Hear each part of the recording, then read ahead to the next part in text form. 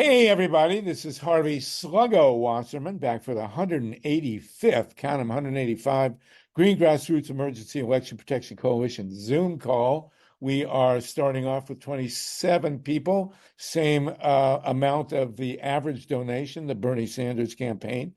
27 also has some spiritual significance. We won't go into that until we get to the woo-woo hour. But it's great to see everybody. We have a tremendous show, as always, today with really fabulous guests, starting with Karen Greenberg and Julian Zelitzer. They are the co-authors of a very, very powerful new book, and they are both professors. Linda is Karen is a professor at Fordham, where my daughter got her MSW a couple of years ago, and Julian is a professor at Princeton. I think we've heard of that one. Isn't that where Albert Einstein got his undergraduate degree? No, I'm sorry, just kidding. Anyway, so we will start with you guys and your fabulous book. Linda Foley is a representative in the Maryland legislature. In the second hour, we're actually going to do some poetry. We're going to start with Dennis Bernstein, the fantastic host of the Flashpoint's nationally syndicated radio show at KPFA. I'm actually going to read a couple poems, my alleged recollections of the second Woodstock. But let's start out. We are really, really honored to have Karen with us and Julian, professors and real experts on the world and, of course, the American political scene. I would give you both a full introduction with your bios, but that would take the full hour. So, Karen, if you will start us off, please, with your amazing book. Steve, if you want to flash the title or the cover on the screen. But Karen, you are concerned, as are we all, about security of our elections and security of our nation, including the possibility of an armed coup following this coming election. Why don't you, if you would, tell us about the book, tell us about your career a bit, but tell us what your main concern is. We're up to 37 people, and there it is. Our Nation at Risk, Election Integrity as a National Security Issue. And it's a compendium of essays. I looked through. It's a really amazing lineup that you have here. So what's the point of the book, and what are you most focused on now? Karen and Julian, please. Okay, so I'm happy to start and to say a couple of things. One is, it's really interesting when you think about, I'm an expert in national security. That used to mean an expert in terrorism, an expert in the war on terror, an expert in, a wide range of foreign policy issues. But all of a sudden, the expertise is turned inward to our country and to our elections. And so this was Julian's idea, I just want to say, this book, that we really should look at elections as a national security issue. And what's really interesting is how many intersections there are between the kind of work I did before on looking at the quote unquote national security state and how we think about fortifying our election. And the book is really interesting in this way, which is, instead of just sounding the alarm, like, oh my God, look at all these things that are happening, which we know are happening, disinformation, violence at the polls, threats to public officials, working machines that have been, voting machines that have been tampered with, et cetera, and Julie and I can talk about more of them. The really interesting thing here is that this has been going on for a long time. We've had vulnerabilities throughout our elections from the earliest days of the Republic until now. And we fixed them piece by piece by piece, not well enough, but enough that we've gotten to this point. And recently, and Julian may disagree on this, but recently we've done a number of things, we being the federal government, Congress, a number of states, to protect our elections, given all of the alarmism. And the real question is, are we ready? Are we ready for this election? And that's kind of what we're here to discuss today. And I'd be more optimistic than most people, but that's because I insist on being optimistic about things rather than pessimistic. But I really do think that especially in the wake of the decision of Biden not to run, the energy and the enthusiasm and the clarity of the issues in this election have put us into a new framework in terms of it just being, oh no, what's going to happen, to, oh wow, what could happen. And so our authors in the book look at very discrete pieces of what those vulnerabilities are, what those fissures are, what still needs to be attended by law, by policy, by our officials.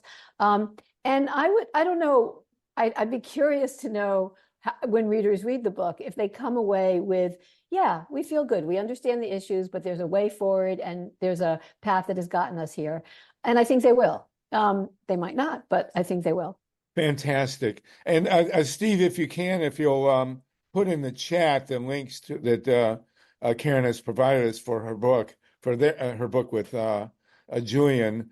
And Julian, are you in Princeton talking to us from the campus? And No, right now I'm not at Princeton. I'm in Sag Harbor, New York. Oh, we've heard of that. Okay. Yeah. So I'll add a few things. I mean, one interesting part of what's happened in this election in the last month, which I've been thinking about, in some ways it makes the issues more pertinent, both because there might be political support now for continuing to tackle some of these issues, including voting rights, in a way that seemed almost moving inevitably in the other direction. The second is it's going to be a closer election now. I mean, from the way in which this was moving, now it's competitive. And when an election is very competitive, as we've seen in 2000, for example, or as we saw in 2020, it's going to ratchet up the pressure, certainly on the Republican campaign, to possibly go back to some of these tactics. So in some ways, I think we might be facing these once again.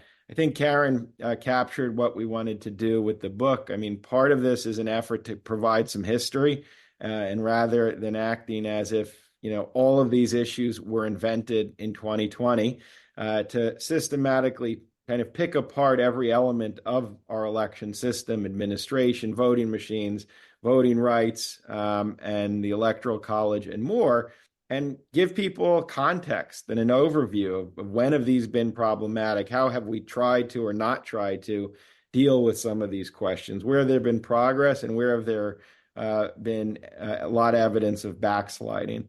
We wanted to de-Trumpify the story. I think that was important too, meaning obviously a lot of the discussion rationally was about January 6th, was about the 2020 election, but a lot of the instabilities he exploited were there for a long time. I mean, they have been perpetual parts of our political story, including something like voting rights, which, we've seen a reversal of VRA not starting in 2020, but really starting in the early 2010s. And finally, we wanted to bring scholars from different disciplines. I mean, that was part of the excitement of the book: law professors, political scientists, historians, journalists, and more.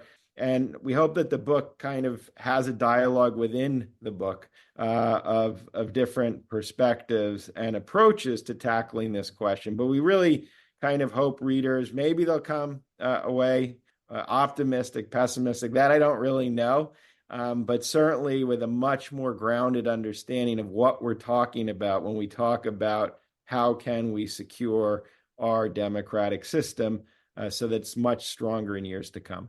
Well, that's precisely what we've been discussing since April of 2020 on these calls. This is the 185th, and it's really, really great to have the two of you with us. Linda Foley, you're in the State House in Maryland. We know you have multiple focuses or foci in your work, but do you want to comment on the election protection issues before we move forward here? Well, let me just say that in Maryland, we are very fortunate in that we have had a very good and broad election system that allows for voting across the board. We've actually improved, made access to the ballot box much easier in recent years. One thing we have experienced that we took up in the last legislative session that I think is a problem around the country is threats and violence with respect to election workers. And of course, what that does is it tamps down the enthusiasm of people to be election judges and to be election officials. So we did take action in the last legislative session to try to protect election workers, more vigorously. So I really applaud the two authors for their work that they're doing, and I look forward to reading the book, because I think this is one of the seminal issues of our time, and is, of course, critically important. We can't do anything else unless we have truly democratic elections and get democratically elected leaders in a fair way. So thank you for the book, and thank you for your work on this. All right, so thank you, Linda. Again, you're a delegate in the Maryland legislature, and we applaud your work. The origin of this issue in the 21st century, the question of the integrity of our elections, I believe really opened up with my buddy and a guest on these calls, Greg Palast, who showed in Florida 2000 how the governor, Jeb Bush, stripped the voter rolls of about 90,000 suspected Democrats, mostly based on apparent racial and ethnic identities of their names. And there's no doubt in an election decided by 537 votes that stripping 90,000 people of color from the voting rolls had a big impact. Then I, as a professor at two colleges in Columbus, Ohio, was up close and personal for what happened in Ohio 2004. And, it was, Ohio being a test marketing state, it's as if Karl Rove came into Ohio and tested out every way that you could possibly steal an election, including rigging the term rigging now has become charged both ways, but they did, in fact, rig the voting machines, intimidate people at the polls, really tested just about every possible method that you could use, including sending out on state logos. They had the Secretary of State was a Republican, and sending people messages, written messages from the boards of elections that said, if you're a Republican, vote on Tuesday. If you're a Democrat, vote on Wednesday. These guys, we got to credit them at least for a sense of humor. And then in 2016, of course, there were very serious issues raised about the procedures in the key swing states of Wisconsin, Michigan, and Pennsylvania. And it's our contention, my co-author Bob Fitrakis and I, that had there been fair vote counts in those three states, that Hillary Clinton would have become the president. And she did not follow up and did not do oh my God, that's Bob Fitrakis in the middle there with Pete Pekarsky and some young-looking guy on the far right. We were on the Lou Dobbs show, by the way, talking about this in 2004. And then since then, our contention, and Christian Nunez has joined us, our contention is, and please, Julian and Karen and Linda comment on this, that because of the movement for hand-marked, hand-counted, digitally scanned paper ballots, we were able to defend the 2020 election. And our contention is that had it not been for the movement that arose out in Florida 2000, Ohio 2004, Trump would have been reelected in 2020. That's what we're on the floor with. Most of us are assuming, Karen, if you and Julian can each get in a quick word, and then we'll go to Christian Nunez, who's just joined us, and Linda, that would be great. Our assumption is there will be an armed attempt to overthrow the 24 vote count if Trump does not win. They've been pretty clear on that. And since you're the expert on national security, Karen, if you want to start with that, and then go to Julian, Linda, and then we'll introduce Christian Nunez. Gee, thanks for that question. I'm going to take a little different approach here, which is to say that I do think the threats of violence and expecting a contested election and a violently contested election are what's on the horizon. However, I do want to say a couple of things about how I think this will play out. And one of those is that we're not unprepared, meaning that everybody in official positions. I'm not talking about the people who are trying to disrupt the election and amassing militias and things like that, that the federal government, the state governments, the local governments, there may be some inside threats. I get that.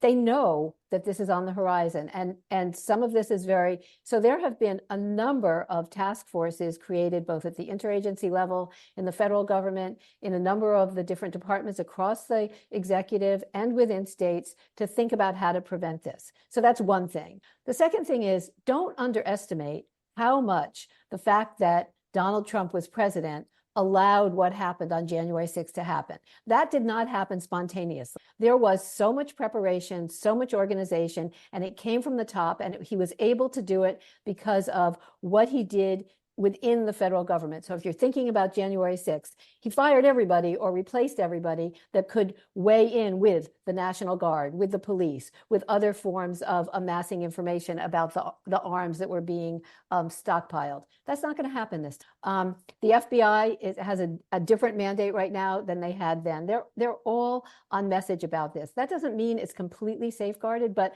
the fact that we were blindsided by this happening was a structural problem as well as anything else. The fact that the individual police entities didn't coordinate with one another, didn't talk to one another, the fact that they used all these excuses that they could see the National Guard outside the Capitol, but they weren't allowed to talk to them and call them in. This isn't going to happen this time. So I just want to say that we're better. Let me put it this way. We better be better prepared. This isn't like, and I hate to make this analogy, but this is my MO, on 9/11. When throughout the summer, people in government were saying, something's going to happen, something's going to happen. They're going to fly planes into towers. That's their plan. And the White House didn't listen. Everybody's listening. Everybody's preparing now. That doesn't make it foolproof, but either we have officials who know who can handle this or we don't. And one of the things about this election, I just have to say, is if we get through it in a way that handles the kind of protests that come up, it's going to be a major turning point in American history, that we can handle this and we should be able to handle it. And a final thing, and Julian can talk about this even more, which is that this election, Julian, you said it's going to be a close election. This can't be a close election. The real linchpin here is to make this a not close election. And that's the difference. And we've seen the polls go, really change in the past, however many days it is since Biden resigned from the candidacy and endorsed Kamala. And I think, and that's not to be overlooked. And when you see, what is it, 700% registration among people 25 and under have gone up in the past week. This has to be one of those elections in which there is a massive win. That is actually a way to quell the kind of violence that we might have. But I'm curious to hear what you think. Beautiful. Well, let me put in perspective very quickly. In 2020, Biden won by 7 million votes. In 2016, and that was enough. That's what was needed. In 2016, Hillary won by 3 million votes, and that was not enough. So, somewhere in there, we'll see. Professor Zelitzer, Julian Zelitzer, please. Yeah, all those points are Christian Nunez. All the points are well taken, and I think the preparation is different, and that's what happens. We tend to go through crises and then try to deal with them. I do think the threat is very real. I think everything Karen outlined is true. Might be a big election. We don't tend to have those. So it's still, even with this boost, we're seeing it kind of in swing states. It's at now, it's 50-50. It's not kind of going overwhelming yet. So we'll see. But I do think I want to go back to your earlier point. So one issue, one bucket is security in terms of physical security. And I think that's incredibly important. Another is voting security. And I think what you were pointing to when you looked back at Ohio in 2004 and even Florida in 2000 is, and this is what I trace in one of my essays, we've just seen a real massive escalation of the effort to gut the Voting Rights Act of 1965. It's been systematic. It has been partisan, meaning this has been a red state Republican phenomenon. There's been a kind of move away from where we were in the early 80s, where there's still bipartisan support. That legislation has been gutted by the Supreme Court. And in the 2010s, again, this is not a 2020 story, we saw really a dramatic escalation of voting restrictions that were put into place. And I think those remain very serious. Some social scientists say the overall effects have not been as bad as some feared. But the fact is, the restrictions are there, and it's easy to look at specific elections, specific districts, and see where dampening the possibility of voting really not only hurts the democracy, but has hurt Democrats, frankly, in many cases. And as Karen is saying with security, I think we have to think of voting rights that way. I mean, the danger is how the backsliding has just kept happening through the judicial branch, through one of the parties. And we're very far away from where we were in 65, even if voting is higher, even if in 2020 we put these measures, we need a federal guardrail back in place. And the legislation that was attempted, the John Lewis legislation, faltered. And one of the possibilities of this election, it will be a post-election possibility, both with a possible President Harris and a Democratic Congress, would be to see those measures that would restore the VRA put back onto the books. I think that's quite crucial, and in many ways as crucial as physical protection as we think of election. Yes, thank you. That quite brilliant on that. And one thing that, of course, is many of us are thinking in terms of, or we're discussing in terms of a national coup after the election. The question is violence during the election at the polls in the swing states, and that's a huge concern. We saw some in Ohio 2004, and people forget that the 2000 election in Florida was actually decided by violence. If you look at what the Brooks Brothers mob did in South Florida, and there was a violent attack on the vote count that was certified by the Supreme Court. It was a violent coup in 2000. There's no doubt about it. So very, very good. We'll continue this. Julian, please, what is the title of your book again, and where can Our people... Nation at Risk here. Election integrity is a national security issue. Our Nation at Risk. Our Nation at Risk. And who's the publisher? NYU Press. Okay, very good. Dr. Linda Foley, we will get to you for a minute, and then we'll go to have Mike Hurst introduce Christian Nunez, the president of the National Organization for Women. Linda, please. Yeah, I would just like to echo what Karen said. I really do believe, they're going to do what they're going to do. And we need to, make sure that we're ready for it. As she said, we were sort of taken off guard in 2020. We won't be off guard again. Everybody's antenna is up for it. And I think what she said about having the presidency and having the executive branch at this point is incredibly important. There are a lot of things that can be done that would have prevented what happened on January 6th from happening again in 2024, because we do have our hands on the levers of the executive branch power. But I also want to underscore what she said about not being a close election. If this election isn't close, I think it does matter. Doesn't mean they won't try to fight. They won't try to come in and overturn the election and try to keep votes from being counted and all the other bags of tricks that they have.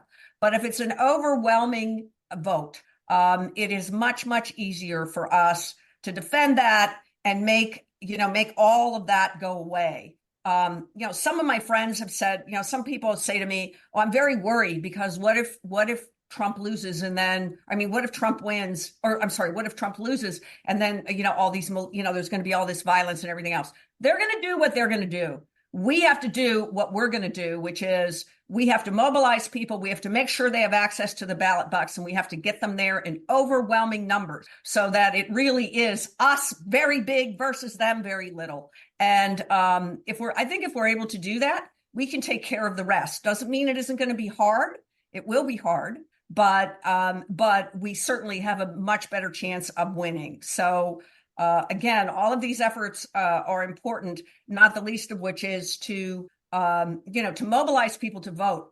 I've been involved in politics, not in Maryland so much, but just across the whole spectrum of politics, including I've been a journalist and I've watched this for a long time. And I just got to say that these organic organizing efforts that are happening now around the Harris campaign are very encouraging, because those people are going to vote and they're going to get other people to vote too. So I think that that's very encouraging. If we can maintain that and we ride it all the way to victory, a big victory, I think that goes a long way to helping secure the vote. Well, thank you, Linda. And speaking of organizing, Mike Hirsch, I'm trying to unmute you unsuccessfully, but I have successfully unmuted. Oh, there you go.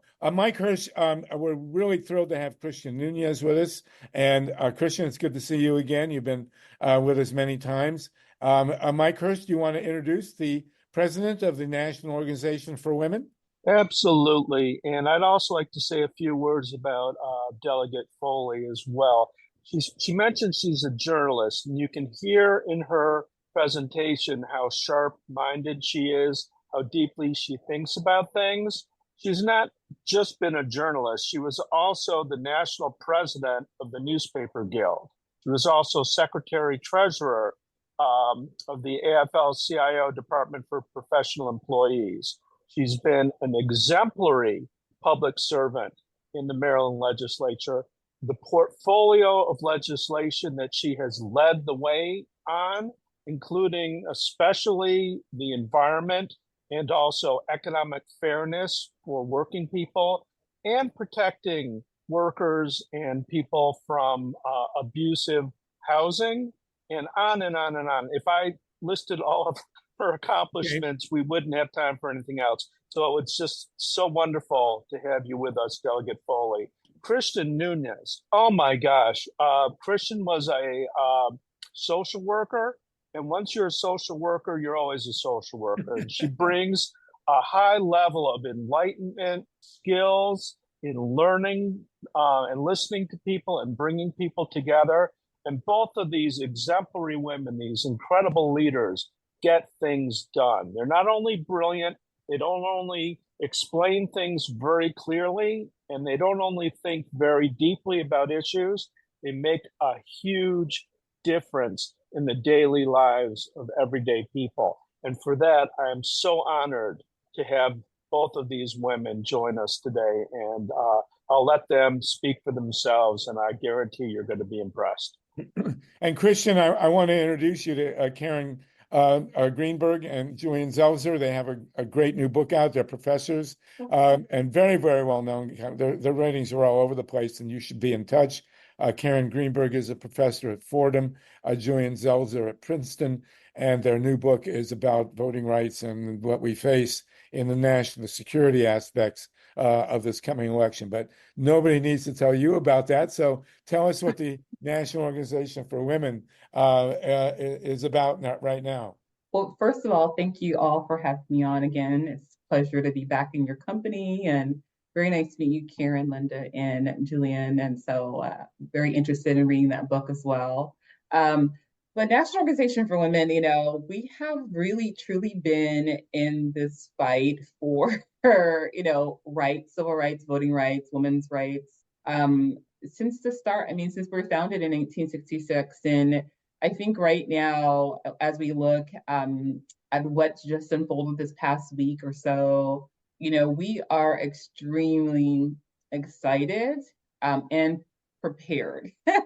I say those two together, right? Because understanding the work that is in store with women, the attacks that we have been seeing on women, I think we have to be realistic. And I think Karen pointed this out very well when she was saying is just the importance of how we have to organize and go further, right? We have to make sure it's a very large difference in how we're pushing forth this, and it can't be a small win. It has to be a very large win.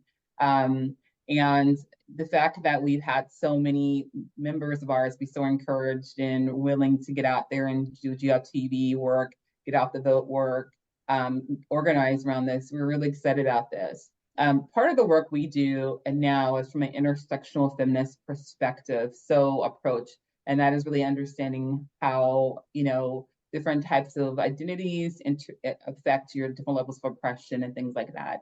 The reason I'm bringing that up is I think it's really important to understand how that's going to play into this presidential election. We have a woman of color that is that we are anticipating being our presidential nominee for against Trump, right? And we already know right there, but we've already seen how they've already started, that there has been lots of sexism and racism that's already been put in play. And at the same time, they're trying to position it we've seen the organizing efforts that have been like huge. I mean, just amazing organizing efforts from all different groups coming together in solidarity to make sure that we're picking and choosing a candidate who we believe will save democracy for us. There has been like attacks to try to say that now people are trying to do identity politics. They're trying to divide, they're trying to create this information that is not true.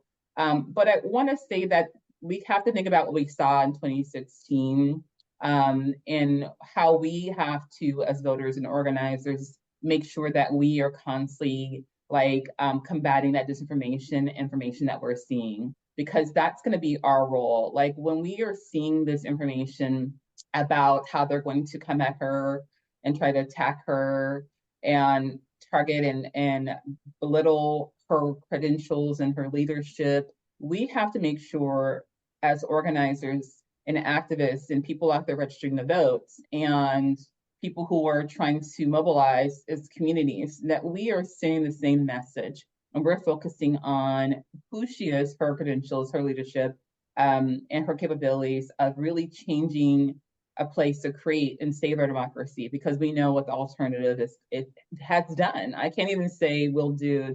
It has done. And I think that's an important part that we as an organization are really trying to focus on, is making sure people understand why this is so critical and so important of this presidential election, and the work that we must do to really educate people on the issues and the risks that are out there for women, what we're facing, what all marginalized communities are facing, and what Trump and Vance and Project 2025 is really trying to do, and how that would really have an impact on all of our lives, not just one group, but everyone. So we're really trying to focus on that and really make sure people fully understand and create lots of education and awareness about that, and how those two are interlinked, how that ticket is definitely interlinked with Project 2025.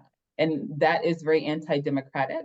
And just paying attention to the messaging that they're displaying and making sure as we're going out, we have consistent messaging that is really promoting and talking about her leadership, her capabilities, her leadership she's demonstrated as vice president, her leadership she's demonstrated beforehand, and even not focusing on political affiliation, but focusing on how do we save this democracy, right? And what does that look like? And how we are choosing to pick someone for president that we feel will really save our democracy. I think that's important to say, because right now, everyone will try to make it be about something else, but this is not what it is. We're at a time and place where there are serious threats at risk for everyone's freedoms, their liberties,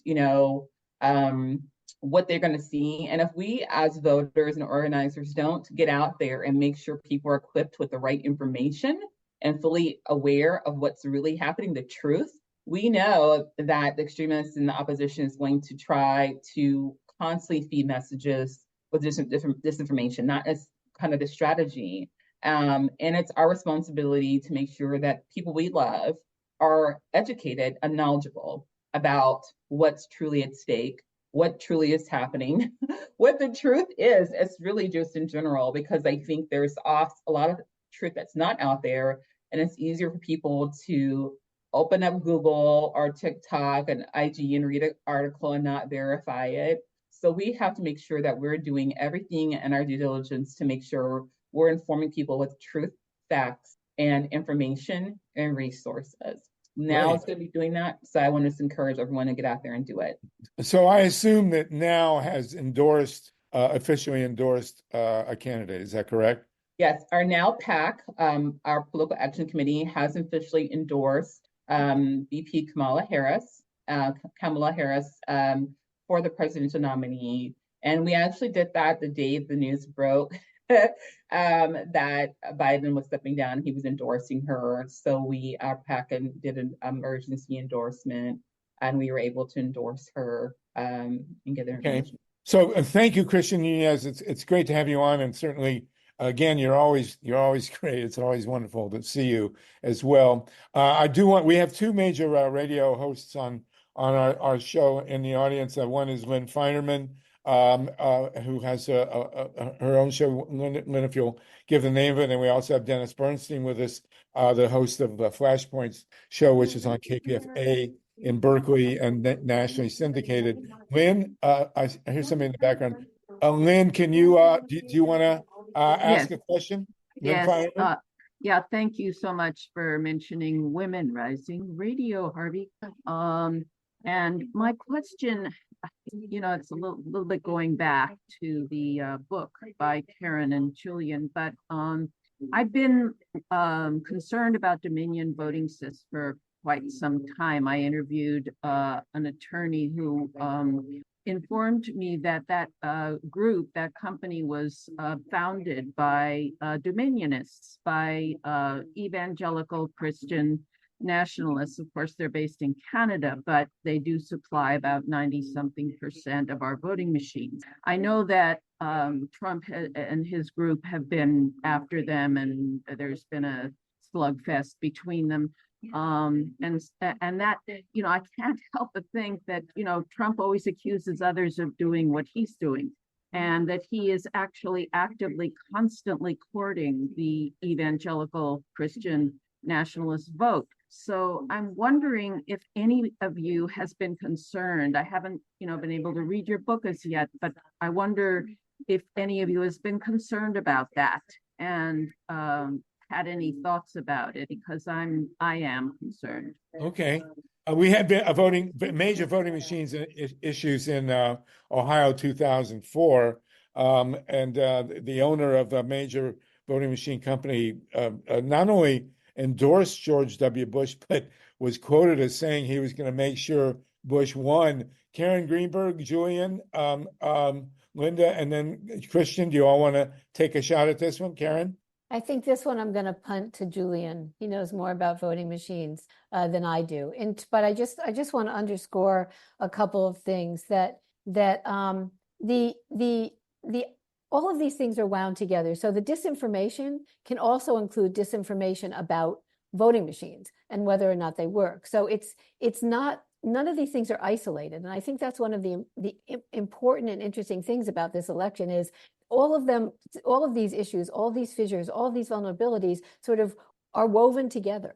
And so when you say the voting machine issue, starting to disaggregate truth from untruth, truth from fiction is very important in the case of the voting machines, and I think is part of a much larger picture. So, but I punt to Julian on. Julian, you're the punt receiver here. Sure, of course. We actually have an interesting essay by a political scientist named Charles Stewart, who not only is he an academic, he's been working on voting machines since the 2000 election with government initiatives to try to fix some of the problems. And he has a more positive assessment of what voting machines have been able to do and their strength. He does actually write about the need for backup, and he talks about paper backup, which goes back to your comments earlier as being quite important. But there has been progress, and even if there is pressure, I think it's incumbent on us to kind of see if there's evidence of any kind of manipulation. The fear is otherwise we feed into a distrust of the election system, which actually kind of benefits those who are actively trying to undermine the system. So there is some evidence, though, that the voting machines have improved since 2004. A lot of states have been working on this, blue states as well. And I don't think in 2020 we were where we were in 2004, which is part of the response that we ultimately saw from Trump.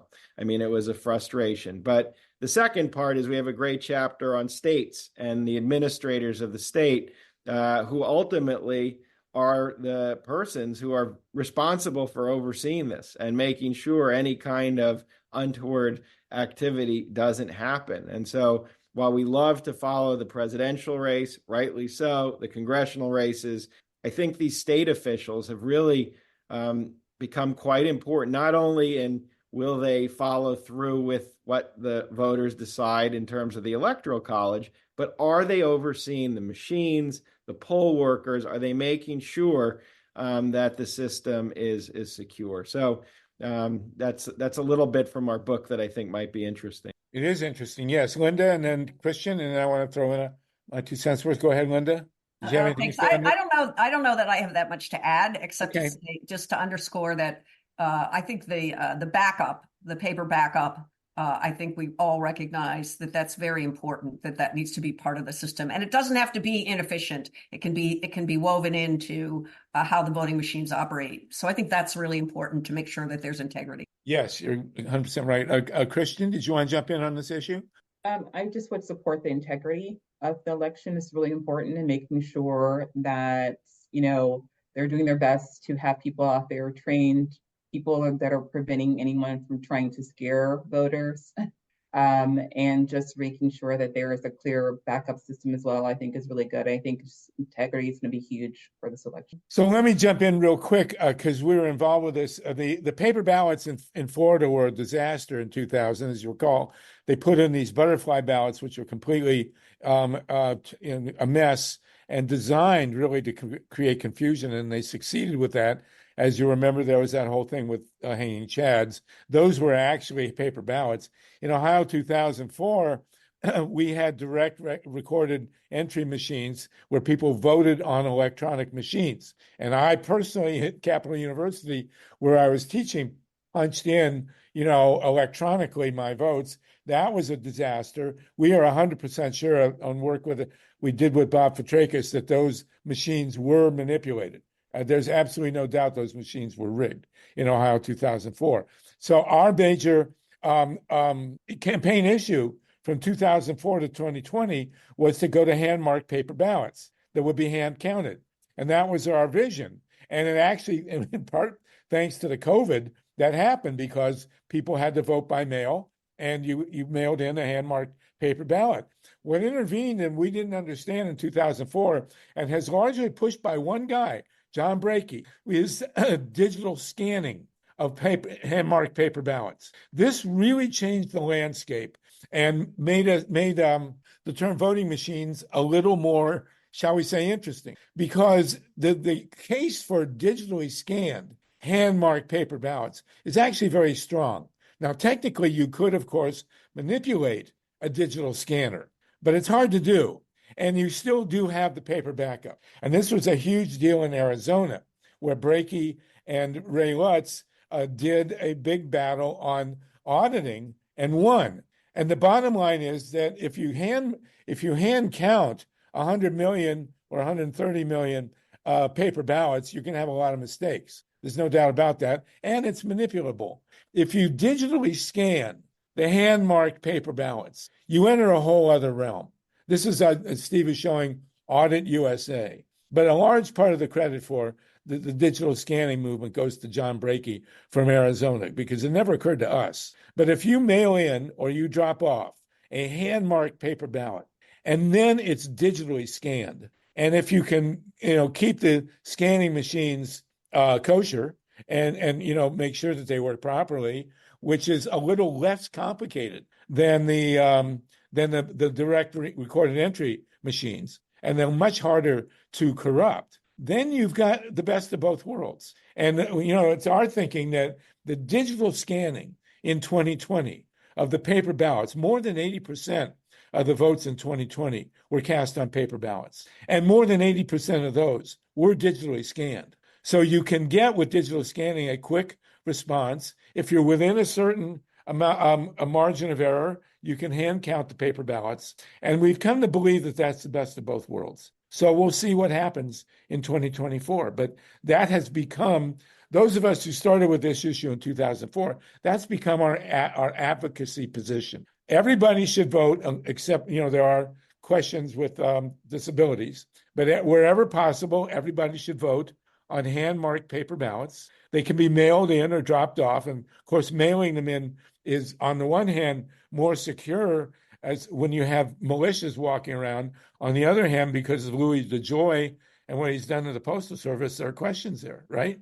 And why hasn't Biden gotten rid of Louis DeJoy? I don't know. I mean, geez, it's You know, unreal. that I Anyway, say for me, I think that's great, but I think we really have to look at just the integrity of those counting, right? Because I think that's the bigger issue for me is like even if we had paper ballots, even if we scan ballots, the issue is I think we have far too many people who are so fixed and their views are so rigid that they're willing to like break the system, be illegal. I mean, like it's so much going on right now that we have to really worry about the integrity of those who are going to be in the system that's really trying to count these ballots. So to me, I feel like, absolutely. yeah, I feel like that's more of an issue where like, what else can we do? What else needs to take place to make sure that those who are being selected for these roles are actually have been screened, vetted, and you volunteer or not, that we know that they're going to hold up to be able to be fair, and what measures can be put in place to make sure they are staying fair in their vote counts. Because Absolutely. Well, of course, a big part of Steve Bannon, who thankfully, hi, Steve, you're in jail. His program has been to flood the election boards, which is where the vote counting is done, with MAGA people. I mean, and he's been talking about that since 2020. And Christian, you're 100% right. I will say, I think we all saw that according to one report I saw, almost 200,000 people have volunteered now for the Harris campaign. Mm-hmm. And the question is, how many of them are going to go in and work at election boards? I mean, that's a critical issue raised by you, Karen and Julian. I mean, the security of the actual election boards, who is going to be counting these ballots? Now, the digital scanning does give us some kind of backup, thankfully, which we didn't have in 2004. But, here we are today. So, Christian, good point. Everybody, good points. Mike Hirsch, you wanted to jump in, then we'll go to John Steiner and Wendy. We have 60 people with us. Go ahead, Mike. Thanks, Logo. I just want to call on my friend, Reverend Glency Redrick, to say hi. Glency's been an incredible activist and organizer. She's usually behind the scenes, but I hope that she'll unmute and say hi for a second. Just let us know what she's up to. Glency, it's great to have you back with us. We really appreciate your presence. Everyone. There you are. How you doing? I'm doing well. Working to make sure that we get Kamala, which you can see the pink and the green in the background. So she definitely is our number one to make sure we get her into the White House. And the work that we're doing is here in North Carolina is about education. We have to go back to the basics. And I think that for those who are apathetic about voting, if we don't connect the dots for them, we will be in a sad situation. I don't know what you know about North Carolina, but we have a governor, a person who's running to become governor who speaks worse language than 45 does. And so, our job is to make sure he doesn't see the daylight of right now he's lieutenant governor, and that's about all the space we want to give him at this point because he's averse to women's rights. He's averse to our LGBTQ plus community. He's not in favor of education. He's not in favor of healthcare. So all of the things that we as Americans are concerned with, he is not. So our job is to make sure that he doesn't see the light of day in the governor's house here in North Carolina, as well as to make sure that 45 goes to another house that has bars and wear, a particular kind of uniform. So that's what our goal is. And so I believe that with our persons who don't know their history, don't understand the connecting of the dots, we need to start with a very basic civics education, get them to understand that, voting on the local level leads us up to the national level, and to help them to be very much aware that presidents choose our judges, which, we can see that the choices that have been made by 45 pretty much are aligning him with get out of jail cards along the way. And so we got to make sure that we stop that kind of behavior and do the right thing by our community citizens. Thank you, So Glency. you're Sorry. welcome. Thank you No so much. problem. I know it's a short time. No. Sorry. I will point out these calls are officially nonpartisan. We are a 501c3. Okay, I'm So I do nonpartisan. I not. didn't call it name. That's okay. You can say whatever you want. I'm not going to endorse a candidate. I do want to ask a question. When people refer to 45, are they talking about the number of the presidency or the IQ? Sorry. Okay. I won't answer that question. Let's go to I'm John not going to Steiner. answer that question either. Okay, thank you for us. And people who really want to see politics in 2024 should take a look at the lieutenant governor of North Carolina, now the Republican candidate. Man, you couldn't invent this guy. Okay, John Steiner, please. Sorry. Julian, Karen, Christian, Linda. John Steiner is a great supporter of the cause, been with us right from the start, and he's in Boulder, Colorado. Go ahead, John. Karen and Julian, thanks so much for joining us. Yeah, my wife, Margot King, and I do in Boulder. We've gotten good friends and supporters of Jenna Griswold, our Secretary of State, who's also Democratic Association of Secretaries. And we just wondered whether you're in touch at all about how much. Not yet. I don't have a contact with her, but I would be honored to speak with her. Let's make that happen. That'd be So great. I have all of your emails. I'll put you in touch with each other after the call. John is a great activist and been with us for a long, long time. John, is there anything further you want to say? That's it. Another great call. Oh, yes, it is phenomenal. Christian Nunez, you want to jump in, and then we'll go to you haven't spoken for a bit. Let me see if I can unmute you, boy. That's the toughest part of this job. I'm good. Okay, good. All right, Wendy Liederman. Wendy's in South Florida. She has been a canvasser in South Florida for on the women's rights issues and much else. Has a very good sense of grassroots politics in Florida. Go ahead, Wendy.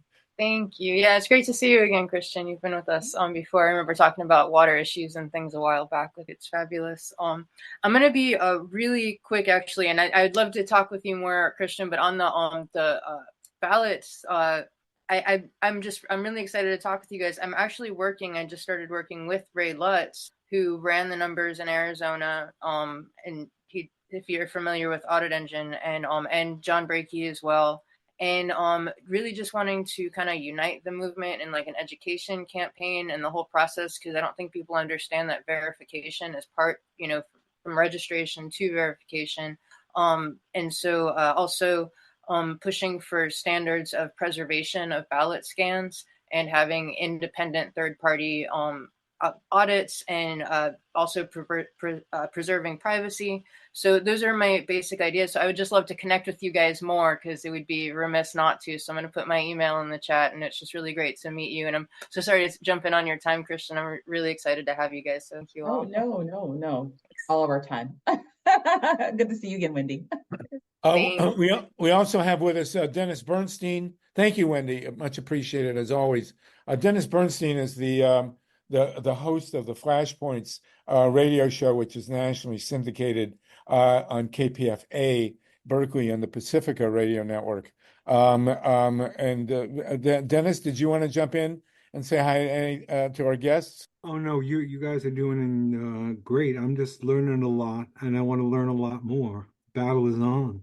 Right. Well, I definitely want to connect you with Karen and Julian. Maybe you can have them on your show, and of course, Christian has been a mainstay of our shows as well. Dennis and I are going to read some poetry in the second hour. Maybe we won't start at the top of the hour, if that's all right, Dennis, or we can slip in a bit. That'd be great. We've got 64 people with us. We are, of course, podcast, and we are rebroadcast in New York or out of New York on the Progressive Radio Network on Thursday nights, and we are live webcast now. Let's start from the backside this time and go in reverse order. Linda Foley, do you want to say anything kind of to wrap on election integrity? And if you want to stay with us in the second hour, talk about your environmental issues, that's fine as well. But Linda, do you want to speak to election integrity? And we'll go to Julian, Karen, and Christian.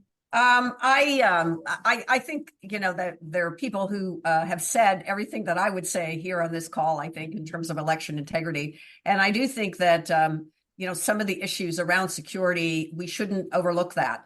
making sure that election boards are secure, making sure that election workers are secure, making sure that people aren't intimidated. Those are very important parts of this as well. So I just want to underscore that. And I do want to thank you for having me here. I'm not sure I can stay for the second hour. Okay. I've got to do some things before I get on a call tonight, an important call tonight. That's an organizing call, on a national organizing call. But I do want to mention that in Maryland, we also have a very important ballot referendum to enshrine reproductive rights in our Constitution. So anyone that's on Maryland, that's on this call that's from Maryland or listening to this call who's from Maryland, please remember that, because that's as important as the candidates who are up for election. So thank you for having me today, and I've really enjoyed the discussion, and I've learned a lot too. Well, keep in touch. We will have you back. It's great to know you're in the Maryland legislature. We've had some other folks from the Maryland legislature, and we do have Republicans, by the way, on our show. We did have Ken Bennett, who was the Republican Speaker of the Arizona House, and so if anybody knows a Republican that wants to come on this Zoom call, we'd love to have her or him. That would be great. We've been inviting 45 there, but haven't heard back. Julian Zelitzer from Princeton and co-author with Karen Greenberg of this great book. Want to give us a wrap here? Yeah, just two things. One is I do hope people can buy and enjoy the book. We do have authors trying to provide real information, real context, a real history of all these issues, which I think will empower everyone to actually tackle them more successfully and in sophisticated fashion. And second, especially for younger participants, I was just in Mississippi doing research for a book about 1964 and voting rights and Freedom Summer. And it is important to remember we're really not a lifetime away from an era where not only was the vote denied, but racial violence was systematic. It was institutionalized in the structures of government. And so that's right beneath the surface for all the progress we have made. And there's very good progress. 2020 is not 1964, but that is still there. It's very deep in the body politic. And so when we see backsliding and ways in which our democratic system are being undercut, we have to take them seriously and stop it immediately and move in a direction of strengthening rather than allowing our system to erode. Very well spoken. I do want to remind people that in the 1896 election, William Jennings Bryan against William McKinley, more than 30 people were killed.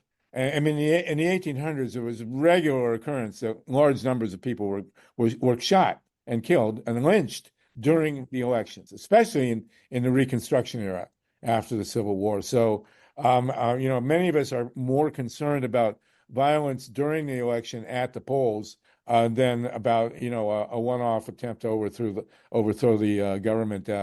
Please catch the rest of the show at grassrootsep.org. And please like and subscribe to our YouTube channel at Green Grassroots Election Protection Coalition. Thanks.